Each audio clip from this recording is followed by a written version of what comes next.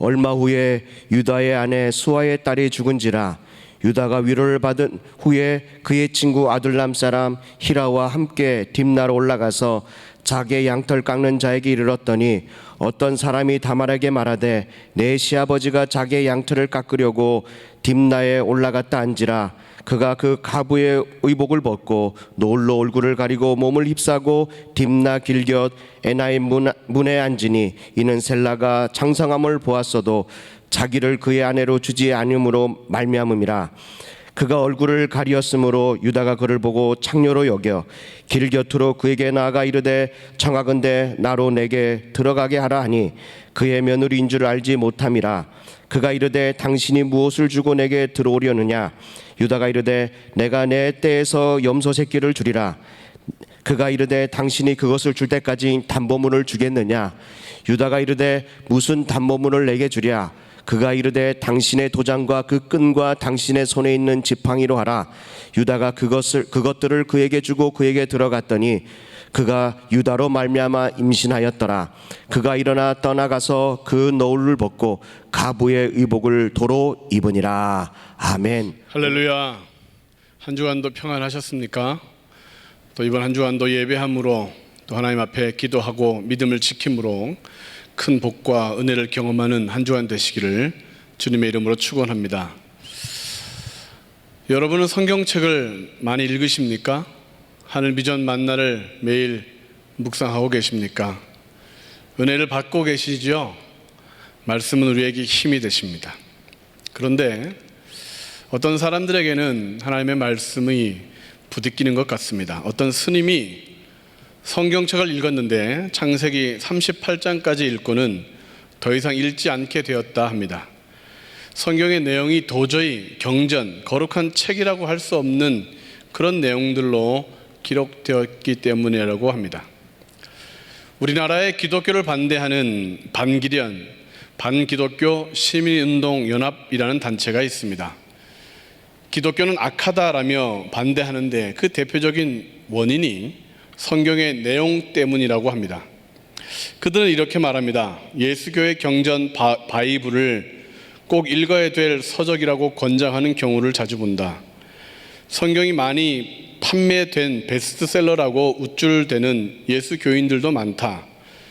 그 책을 읽으면 좋다라고 주장하는 사회 명사들도 있다. 그런데 그들은 바이블을 읽어보기나 하고서 그런 말들을 하는 것일까? 특히 천진난만한 어린이들이 읽어도 될 만한 내용을 담고 있는 책이라고 할 수 있을까? 아니다.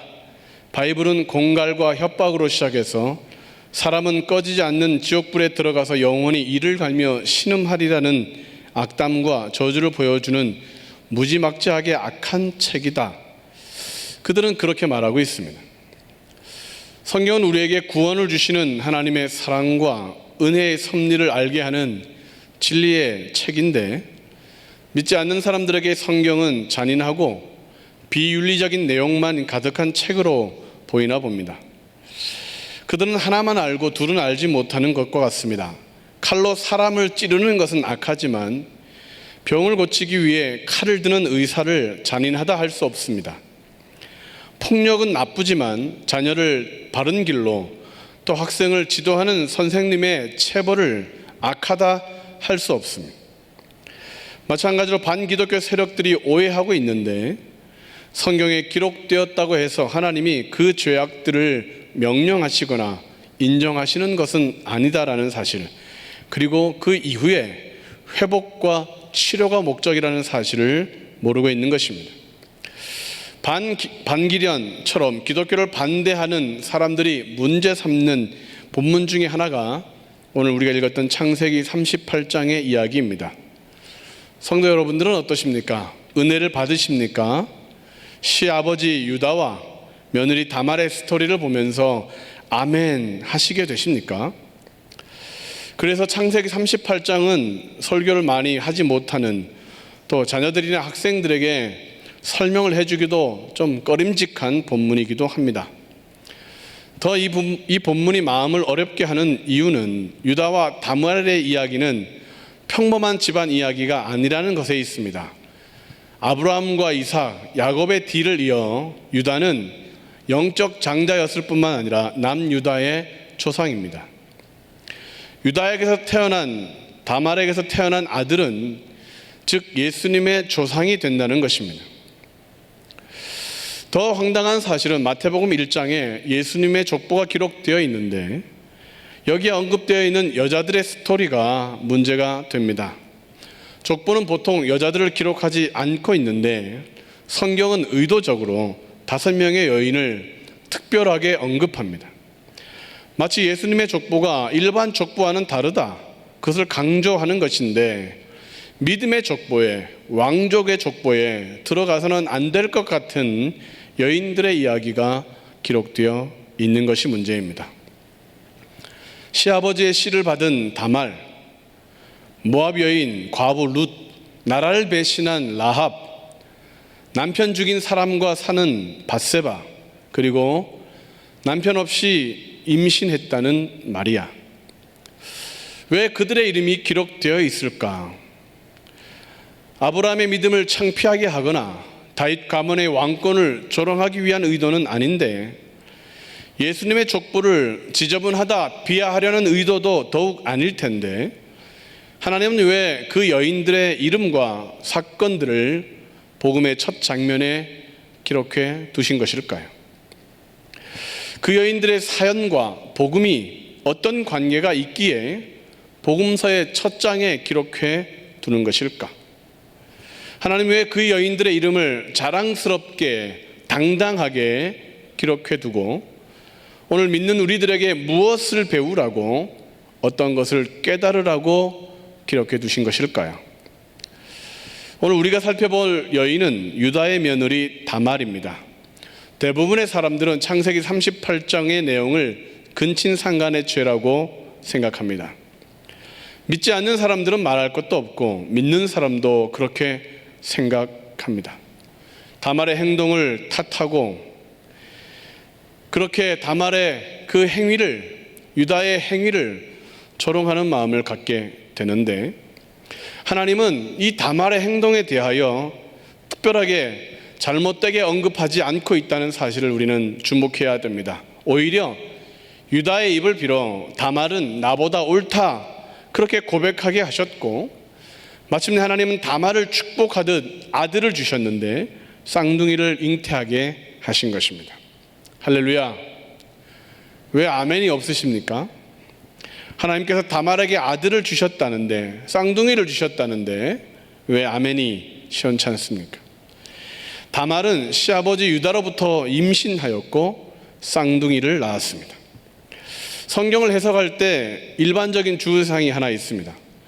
사람들이 어떻게 생각하느냐가 중요한 것이 아니라 하나님께서 어떻게 평가하시냐를 보는 것입니다. 사람의 관점이 아니라 하나님의 관점, 하나님의 시선으로 말씀을 해석해야 바른 해석이 되는 것입니다. 왜냐하면 사람은 편견을 가지게 되고 쉽게 판단하는 실수를 하기 때문이죠. 사건 전체를 보지 못하고 남을 쉽게 정죄하는 경향이 있습니다. 그리고 내 편이 하는 것은 모두 옳아 보이고 상대방이 하는 일은 모두 틀리게 보이는 왜곡된 시각도 우리는 가지고 있습니다. 그러므로 하나님의 관점, 하나님의 평가를 주목해 봐야 합니다. 하나님께서는 이 사건을 어떻게 보시느냐? 하나님께서는 이 여인의 이야기를 왜 족보에 기록해 두셨느냐?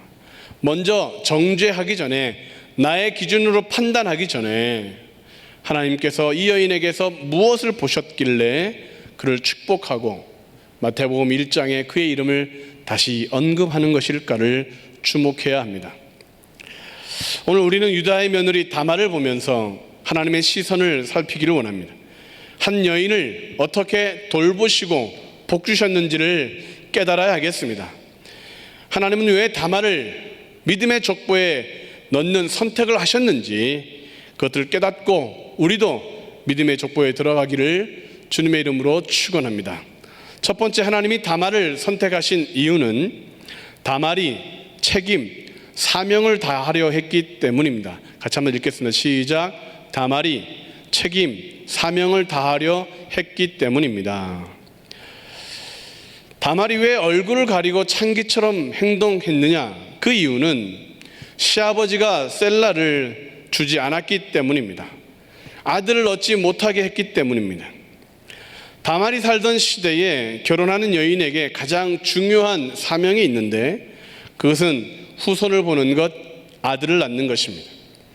가문의 혈통을 이어야 하고 가문의 재산을 지키는 일을 해야 하는 그 의무가 결혼하는 여인에게 제일 중요한 의무였습니다.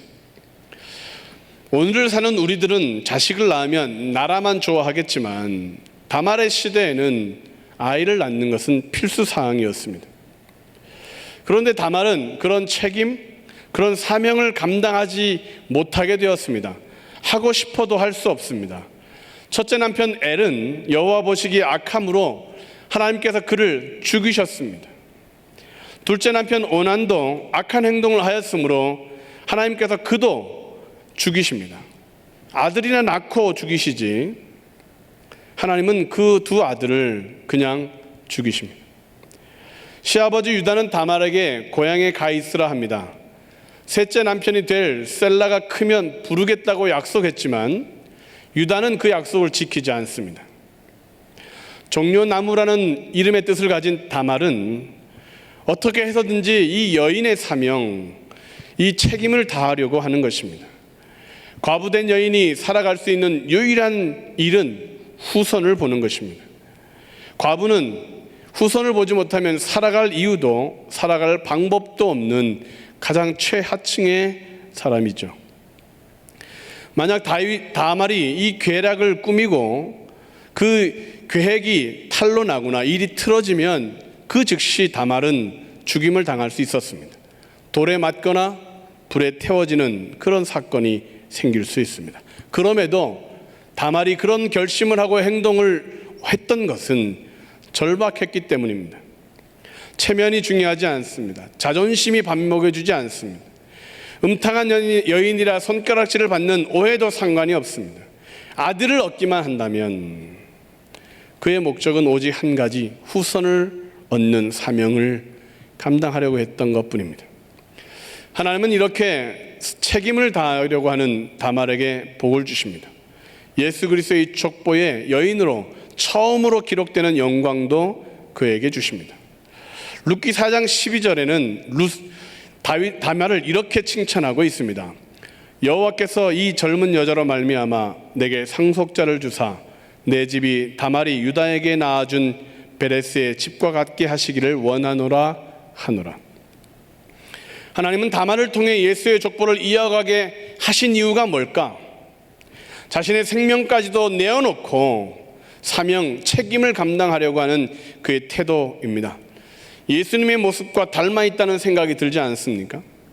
사명을 다하려고 자기의 생명을 내놓는, 죄인을 구하기 위한 아버지의 뜻을 이루려고 쓴 잔을 마시려고 하는 그 예수님의 모습을 우리는 다말에게서 찾을 수 있습니다. 사랑하는 성도 여러분, 책임을 다하는 삶을 살아가고 계십니까? 아버지로서의 책임을 다하고 있습니까? 전염병으로 세상 사람들이 막 살아가게 된다고 우리도 대충대충 살아서는 안 됩니다. 어머니로서의 의무를 다하고는 계십니까? 아이들이 집에 있다고 떡볶이나 사주고 불량식품만 먹이면 되겠습니까? 성도로서 사명은 감당하고 계십니까? 기도는 얼마나 하고 성경은 얼마나 읽고 계십니까? 예배는 제대로 드리려고 몸부림치십니까? 전도는 어떻습니까? 빛과 소금으로 살려고 하고 계십니까? 사람들은 책임지지 않는 삶을 살고 포기하는 삶을 살아가고 있습니다. 직장에 대한 사명을 잃어버리니까 취업을 포기하고 직장을 힘든 곳이라고 합니다. 가족에 대한 사명을 잃어버리니까 결혼을 포기합니다. 자녀에 대한 사명을 잃어버리니까 출산도 포기합니다. 그렇게 포기하다 보니 우울하여 그 우울증을 달래고자 취미 활동에 빠지고 죄악에 손을 댔는 것입니다. 그렇게 살아서는 안 됩니다. 사명을 따라 살아야, 주어진 삶의 책임을 다해야 하나님께서는 우리를 축복하는 것입니다. 우리 부모님들이 살아가는 시대는 포기할 수밖에 없는 상황이었지만 포기하지 않았습니다. 가정을 지키는 책임, 자녀를 양육하는 짐이 무거웠지만 헌신하셨습니다. 우리나라가 이렇게 훌륭하게 발전하고 잘 살게 된 것은 우연이 아닙니다.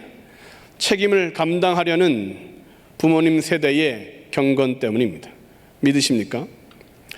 제가 미국에서 아주 어려운 상황이 되었을 때 저에게 은혜를 많이 베풀어 주신 분이 계십니다. 그분을 다들 미주 아주머니라고 불렀는데 작은 식료품 가게를 경영했습니다.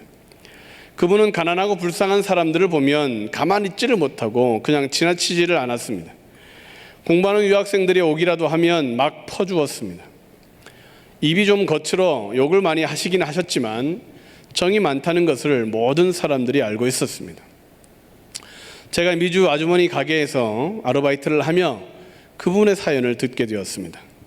그분은 평택에서 곱게 자란 그런 좋은 집에서 자랐고 이름 있는 집으로 시집을 갔습니다. 그런데 아들을 낳아야 하는데 딸만 내리 3명을 낳았다고 시댁에서 쫓겨났습니다. 남편이라는 작자는 남의 집 불구경하듯 아무런 일도 하지 않다가 다른 여자를 집으로 데려왔습니다. 결국 엄마 부르는 이 딸들의 소리를 뒤로하고 빈손으로 쫓겨나셨습니다. 친정으로 갔더니 그 집 귀신이 되라며 문전박대를 당합니다. 너무도 슬프고 비참해서 죽으려고 약을 먹었는데 죽지를 못했습니다. 길 가던 미군이 보고 병원으로 데려갔기 때문입니다. 그리고 당시 병원에 근무하던 남자 간호장교 한 명이 아주머니를 치료하며 유심히 살폈습니다. 찾아오는 이가 아무도 없고 살아갈 의지가 없는 이 여인을 너무 애처롭게 보던 중 그만 사랑을 하게 되었습니다. 미주 아주머니를 처녀라고 착각을 하신 것입니다. 그 겉모습이 딸이 셋이나 있는 여인처럼 보이지 않았기 때문에, 또 말이 통하지 않으니 묻지를 않았고, 또 미주 아주머님도 말을 못하니, 영어를 못하니 대답하지 못했다고 했습니다. 그렇게 기운을 차린 아주머니는 남편을 따라 미국으로 와서 살았고 그렇게 살았습니다. 자, 지금부터 재미있는 얘기입니다. 미주 아주머니를 내쫓았던 그 집안과 남편은 둘째 부인에게서 아들을 얻지 못했습니다. 그 두 번째 부인도 딸만 한 명 낳고 밤에 야반 도주를 했습니다. 시간이 흘러 미주 아주머니는 한국에 가서 딸들을 만났고 그들을 다 끌어안고 돌봐주었습니다. 그리고 그 두 번째 부인이 낳았다는 딸도, 어린 딸도 미국으로 데려와 친딸처럼 돌봐 주었습니다. 그는 불쌍한 사람들을 보면 마치 자기 아들인 양 돌보아 주었습니다. 저를 친아들로 양자 삼아 주시겠다고까지 했습니다. 왜냐하면 그 당시 제가 참 불쌍하게 살았기 때문입니다. 아들을 낳지 못해 가족으로부터 버림당했지만 죽지 않고 살았더니 남을 돌보는 사람이 된 것입니다. 살아갈 이유가 없다, 절망밖에 없다고 자살을 선택했지만 살았더니 힘든 사람을 위로하는 격려자가 되었습니다. 힘들어도 포기하지 않으면 다시 살 길이 열립니다. 낙심하지 않으면 하나님께서 도와주십니다. 부모의 자리를, 성도의 자리를, 믿음의 자리를 지키려고 몸부림치면 하나님께서는 그것을 복으로 바꾸어 주십니다. 다말처럼 몸부림치면 하나님께서는 은혜를 베푸시는 것입니다.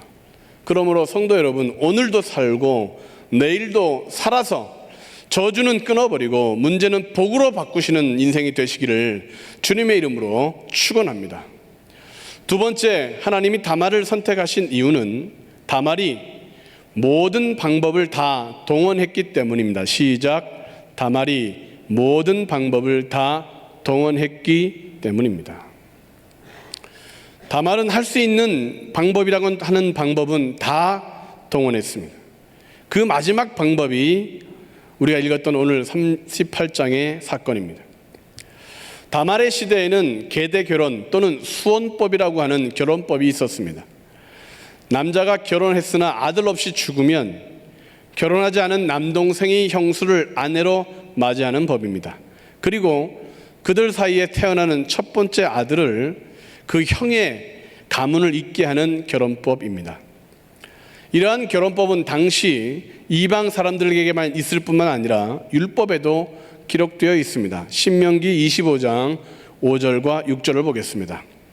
형제들이 함께 사는데 그중 하나가 죽고 아들이 없거든 그 죽은 자의 아내는 나가서 타인에게 시집가지 말 것이요 그의 남편의 형제가 그에게로 들어가서 그를 맞이하여 아내로 삼아 그의 남편의 형제된 의무를 그에게 행할 것이요 그 여인이 낳은 첫 아들이 그 죽은 형제의 이름을 잊게 하며 그 이름이 이스라엘 중에서 끊어지지 않게 할 것이니라.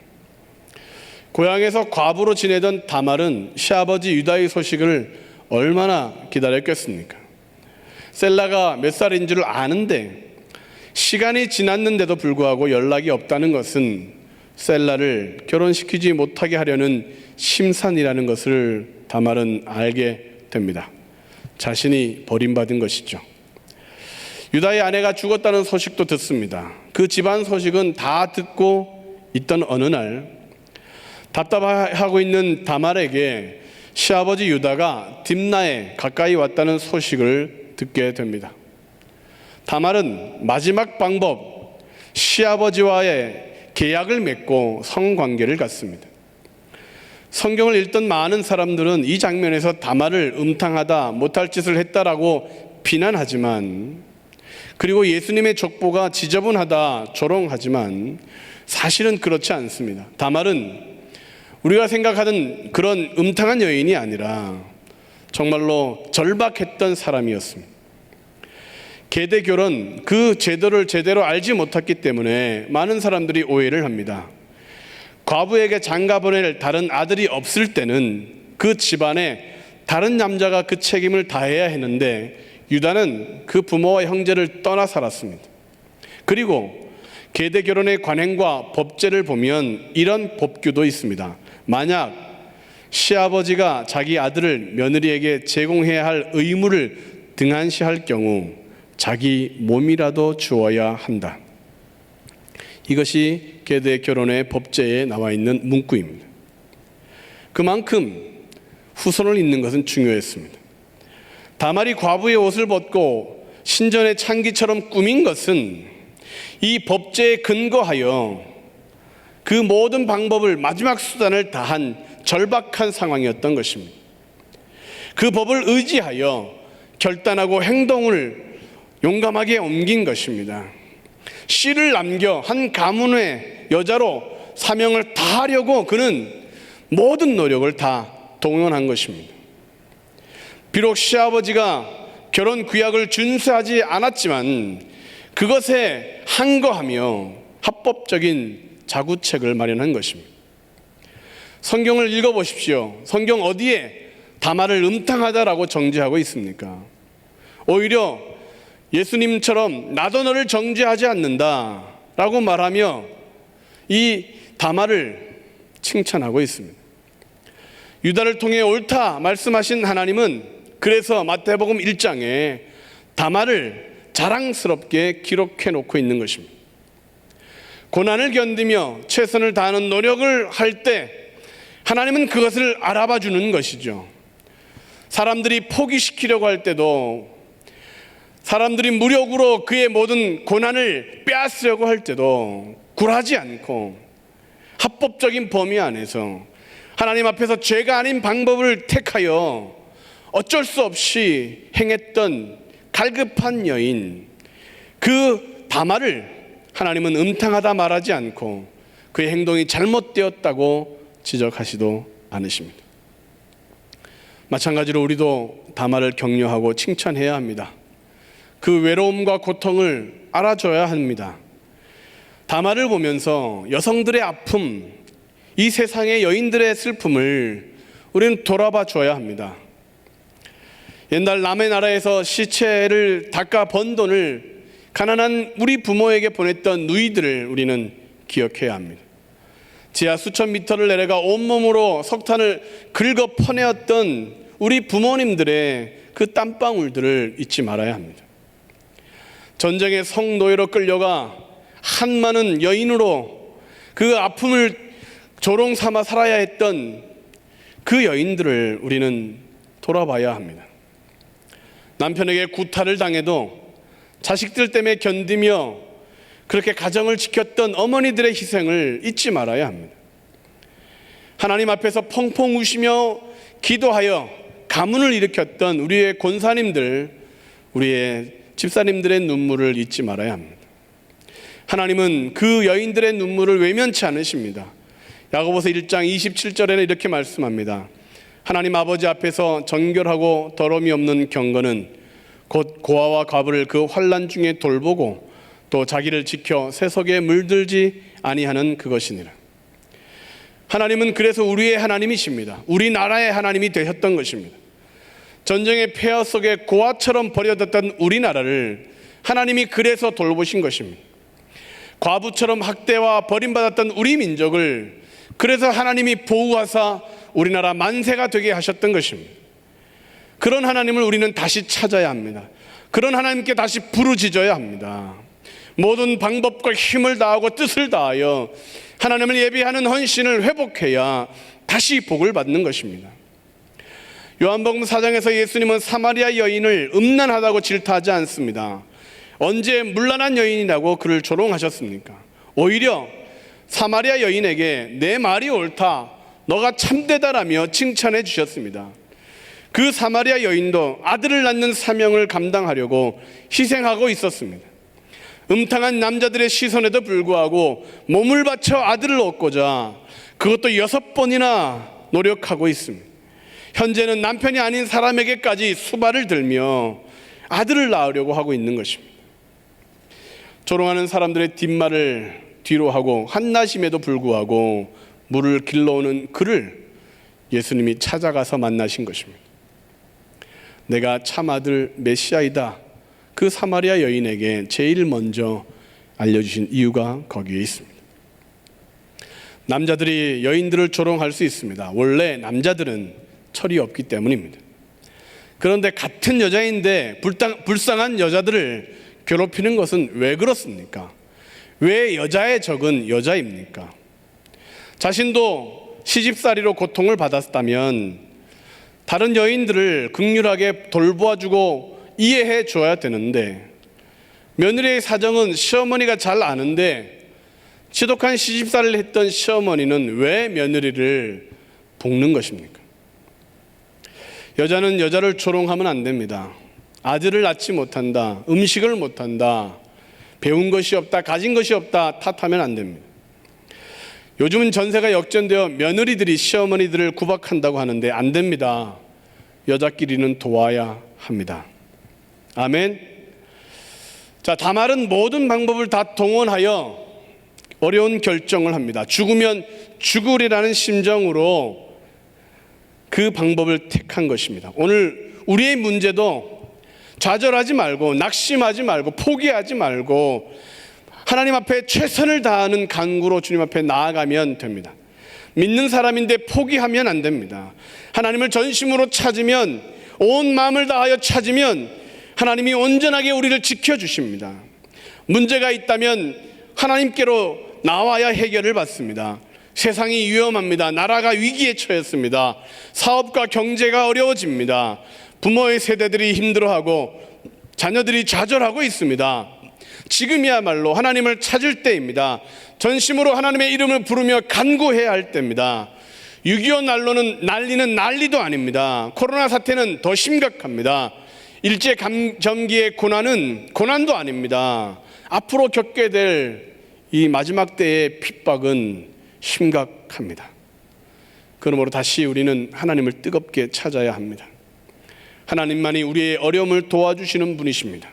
그러므로 다말처럼 우리도 힘과 뜻과 정성을 다하여 하나님을 찾으면 하나님께서 반드시 응답해 주시는 복을 받을 줄로 믿습니다. 마지막으로 하나님이 다말을 선택하신 이유는 다말이 마침내 아들을 낳았기 때문입니다. 같이 한번 읽겠습니다. 시작. 다말이 마침내 아들을 낳았기 때문입니다. 27절로 30절까지의 말씀을 보겠습니다. 해산할 때에 보니 쌍태라, 해산할 때에 손이 나오는지라, 산파가 이르되 이는 먼저 나온 자라 하고 홍색 실을 가져다가 그 손에 메었더니 그 손을 도로 들이며 그의 아우가 나오는지라. 산파가 이르되 내가 어찌하여 터뜨리고 나오느냐 하였으므로 그 이름을 베레스라 불렀고, 그의 형 곧 손에 홍색 실 있는 자가 뒤에 나오니 그의 이름을 세라라 불렀더라. 하나님은 다말에게 아들을 주셨습니다. 그것도 쌍둥이를 주셨습니다. 쌍둥이는 힘들지만 축복입니다. 왜 하나님은 다말을 선택한 증거로 아들을 주셨을까? 사람들은 여자가 아들을 낳지 못하는 이유를 여자에게서 찾습니다. 죄가 있기 때문에 저주를 받아서 박복해서 여자에게 모든 것을 뒤집어 씌웠습니다. 유다는 다말에게서 죄를 찾았습니다. 아들들이 죽었던 이유가 다말 때문이라고 생각했습니다. 막내 아들 셀라도 다말 때문에 죽을까 해서 비열한 행동을 한 것입니다. 사람들은 다말에게 손가락질을 했습니다. 복이 없다고, 저주가 임하는 그런 여인이라고. 쫓겨난 여자애들이 당시 할 수 있었던 일은 거의 없었습니다. 몸을 파는 것이 일반적인 일이었습니다. 그러나 다말은 다른 것이 필요한 것이 아니라 아들을 낳으려고 하는 의지를 버리지 않고 막 살지 않았습니다. 시아버지 유다를 비롯하여 당시 많은 사람들이 다말을 정죄할 때 하나님은 다말을 묵묵히 지켜보셨습니다. 하나님은 다말에게 아들을 주시며 너의 행위가 옳다. 그리고 왜 쌍둥이를 주시느냐? 하나님께서 다말에게 2명의 남편을 빼앗아 가셨기 때문에 그렇습니다. 그래서 보상으로 2 아들을 주신 것입니다. 첫째 아들 엘은 하나님 보시기에 악하여 하나님이 데려가셨습니다. 고난은 다말이 당했습니다. 둘째 아들 오난도 하나님께서 죽이셨습니다. 고난은 다말이 당했습니다. 그래서 하나님은 다말에게 보상해 주신 것입니다. 아들을 낳음으로 다말의 정당성이 보장되었습니다. 사람들에게 간증거리가 되었습니다. 그전까지는 기구한 운명이다, 욥을 정죄하듯 쑥덕거리며 다말을 정죄했는데 쌍둥이 아들을 잉태하고 낳았더니 아들이더라. 그래서 부러움의 대상이 된 것입니다. 자신의 형편을 돌보시는 하나님을 그는 믿었습니다. 고난당한 자를 위로하시는 하나님을 바라봤습니다. 다말처럼 고난을 당했던 욥의 고백을 한번 들어보겠습니다. 욥기 19장 21절 25절까지 말씀. 나의 친구야, 너희는 나를 불쌍히 여겨다오. 나를 불쌍히 여겨다오. 하나님의 손이 나를 치셨구나. 너희가 어찌하여 하나님처럼 나를 박해하느냐? 내 살로도 부족하냐? 나의 말이 곧 기록되었으면, 책에 쓰여졌으면, 철필과 납으로 영원히 돌에 새겨졌으면 좋겠노라. 내가 알기에는 나의 대속자가 살아계시니 마침내 그가 땅 위에 서실 것이라. 아멘. 나의 대속자가 살아계시니 마침내 나는 그가 땅 위에 설 때에 내 고난이 끝날 것이다 라고 하는 욥은 그 믿음으로 견디고 있었던 것입니다. 다말에게도 이 대속자가 살아있는 것입니다. 나는 죄가 없다, 하나님께서 아신다. 그렇게 고난 가운데서도 인내하며 하나님을 기다렸더니 하나님이 복으로 응답하신 것입니다. 죄인을 향한 심판을 하셨는데 피해를 다말이 받았지만 하나님은 그것을 갚아주신 것입니다. 애매하게 고난을 당하십니까? 삶의 자리에서 아들 예수님을 잉태할 때까지 기다리시면 하나님께서 반드시 갚아주실 것입니다. 억울한 일로 고통당하고 계십니까? 하나님의 아들 예수의 이름이 선포될 때까지 기다리시면 하나님께서 역사해 주실 것을 믿습니다. 유다가 다말을 아버지 집으로 보내며 너는 과부로 살아라, 너는 실패한 인생으로 살아라, 그렇게 그를 불쌍히 여겼지만 다말은 그곳에서도, 그 어려운 환경 속에서도 낙심하지 않고 인내하며 마침내 하나님의 아들을 낳는 그런 역사를 이루게 되는 것입니다. 우리의 삶 가운데서 우리도 애매하게, 억울하게, 힘들게 고난을 당할 수 있습니다. 그래서 우리에게 필요한 것은 아들 예수님을 마음에 품는 것입니다. 예수님이라면 이렇게 하셨을 거야. 그리고 고난이 심해지면 예수의 이름이 마침내 우리에게 역사하실 거야. 하나님이 역사하실 거야. 그렇게 믿고 인내하면 마침내 아들이 있는 자에게 영생이, 아들이 있는 자에게 구원이 이루어지는 역사가 나타나는 것이죠. 우리에게 아들을 품는 열심이 있어야 합니다. 우리에게 아들 예수님을 잉태하고 해산하는 고통의 인내가 있어야 하겠습니다. 가정에 예수의 씨를 심어야 합니다. 사업에 예수의 믿음을 심어야 합니다. 교회에, 이 나라에, 이 민족의 마음속에 다시 예수 십자가의 복음이 심겨져야 합니다. 그래야 복을 받습니다. 다말은 하나님을 상대로 도박을 했습니다. 정말 믿으면 복을 받을까? 그렇게 믿어봤더니 떡두꺼비 같은 아들을 얻은 것입니다. 정말 인내하면 상을 받을까? 인내했더니 쨍하고 해뜰 날이 온 것입니다. 구하고 찾고 두드리면 모든 기도의 응답을 받을까? 기도를 하였더니 하늘문이 열리는 놀라운 역사를 경험하게 되는 것이죠. 마찬가지로 우리들도 하나님을 상대로 믿음을 가져봐야 합니다. 믿으면 복을 받는다. 구하면 상을 얻는다. 찾으면 하나님이 찾아주신다. 중간에 포기하고 돌아가면 도루묵됩니다. 시대가 어렵습니다. 세상이 힘들다고 합니다. 그럼에도 불구하고 포기하지 말아야 합니다. 기도가 출산될 때까지, 믿음이 열매로 맺힐 때까지, 예배가 하나님의 응답으로 쏟아질 때까지, 아들을 얻을 때까지 믿음을 붙들고 있어야 합니다. 응답을 받을 때까지 견고하게 견뎌야 하는 것입니다. 다말이 예수 그리스도의 조상이 된 이유는 그녀가 아들을 낳았기 때문입니다. 남편의 사랑이 구원을 받게 하는 것 아닙니다. 자식들의 보호가 안전한 것이 아닙니다. 돈이 있다고 건강하다고 문제가 없는 인생이 아닙니다. 아들을 얻으면 됩니다.